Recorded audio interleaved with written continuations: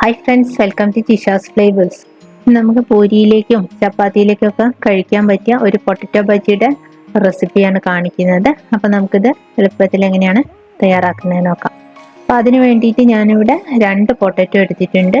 ഒരു ചെറിയ ക്യാരറ്റ്, ഒരു സവാള വേണം, ഒരു ചെറിയ തക്കാളി, 4-5 പച്ചമുളക്, ഒരു ചെറിയ കഷ്ണം ഇഞ്ചി ചെറുതായി കട്ട് ചെയ്ത്, അതേപോലെ 2-3 വെളുത്തുള്ളി ചെറുതായിട്ട് കട്ട് ചെയ്തത്.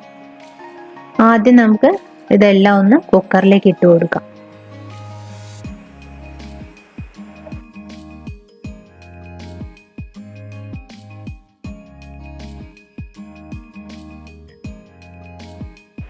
ഇനി നമുക്ക് ഇതിലേക്ക് വെള്ളം ഒഴിച്ചു കൊടുക്കുക.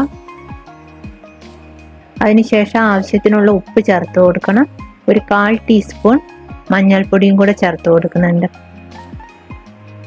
ഒന്ന് മിക്സ് ചെയ്തതിന് ശേഷം കുക്കർ അടച്ചതിന് ശേഷം 5 വിസിലാണ് വന്നിട്ടുള്ളത്. കാരണം ഈ പൊട്ടറ്റോ ഒക്കെ നന്നായിട്ട് വേവണം. അതിന് വേണ്ടിയിട്ട് ഒരു 4-5 വിസിൽ വരണം. ഇനി നമുക്ക് കുക്കർ തുറന്ന് നോക്കാം. പൊട്ടറ്റോയും ക്യാരറ്റും ഒക്കെ നന്നായിട്ട് വെന്തിട്ടുണ്ട്. ഇത് ജസ്റ്റ് നമ്മൾ സ്പൂൺ വെച്ച് തന്നെ നന്നായിട്ടൊന്ന് ഉടച്ചെടുക്കാം. ഇനി നമുക്കിത് കടുക് പൊട്ടിച്ചെടുക്കണം. അതിന് വേണ്ടിയിട്ട് ഒരു ചീനച്ചട്ടി വെച്ച് കൊടുത്തിട്ടുണ്ട്. അതിലേക്ക് വെളിച്ചെണ്ണ ഒഴിച്ചു കൊടുക്കാം.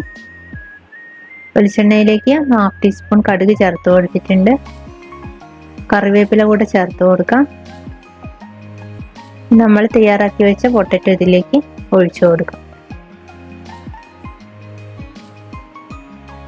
നന്നായിട്ട് മിക്സ് ചെയ്തെടുക്കുക. ഉപ്പൊക്കെ ചെക്ക് ചെയ്ത് നോക്കുക. ആവശ്യമുണ്ടെങ്കിൽ ഉപ്പ് ചേർത്ത് കൊടുക്കാം. പൊട്ടറ്റോ നന്നായിട്ട് ഉടച്ചെടുക്കണം. ഇതിൽ കുറച്ച് വെള്ളമുണ്ട്. ഈ വെള്ളം ഒന്ന് വറ്റി ഒന്ന് കട്ടിയാവുമ്പോൾ നമുക്ക് സ്റ്റവ് ഓഫ് ചെയ്യാം.